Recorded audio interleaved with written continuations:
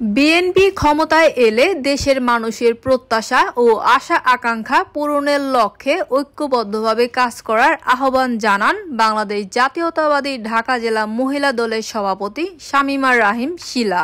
শনিবার বিকেলে ঢাকার দুহার উপজেলার মধুরচর আশ্রয়ণ প্রকল্পের বাসিন্দাদের সাথে মতবিনিময় সভায় তিনি এই কথা বলেন।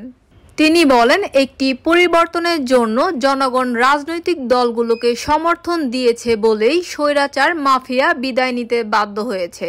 আসুন জনগণের প্রত্যাশা পূরণে আগামী জাতীয় সংসদ নির্বাচনে ঢাকা ১ আসনের অভিভাবক খন্দকার আবু আশফাকের হয়ে কাজ করি। শুরুতেই মতবিনিময় সভায় স্থানীয়রা ফুল দিয়ে শুভেচ্ছা বিনিময় করেন। এ সময় উপস্থিত ছিলেন মধুরচর আশ্রয়ণ প্রকল্পের সভাপতি ও সাধারণ সম্পাদক সহ উপজেলা মহিলা দলের নেতৃবৃন্দ।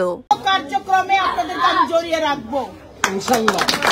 আপনারা সবাই পারিপার্শ্বিকে কাজকর্ম করতে পারবেন, ঘরে আর্ন করতে পারবেন, ঘরে এক একটা শিক্ষিত ছেলে মেয়ে তৈরি করেন আপনারা।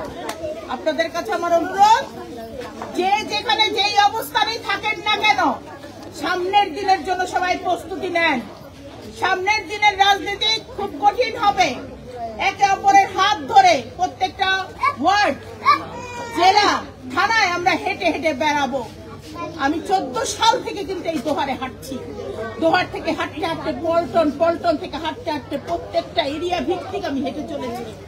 তা আপনারাও আমার সাথে এইভাবে হাঁটবেন, হাঁটবেন, হাঁটতে হাঁটতে একদিন না একদিন ঠিকই যার যার স্থানে পৌঁছবেন। ওই উপর আল্লাহ কারোর সাথে বেঈমানি করেন না। উপর আল্লাহর কাছে সমস্ত শক্তির বিচার আছেন এবং সমস্ত সত্যের পথগুলো তৈরি আছে। আমার বিশ্বাস এই সত্যর পথে তৈরি হয়ে আমরা নেক্সট জেনারেশন তৈরি করব। আমাদের এখানে খন্দকার আবু আশফাক ভাইকে বিজয় করে আনবই ইনশাআল্লাহ।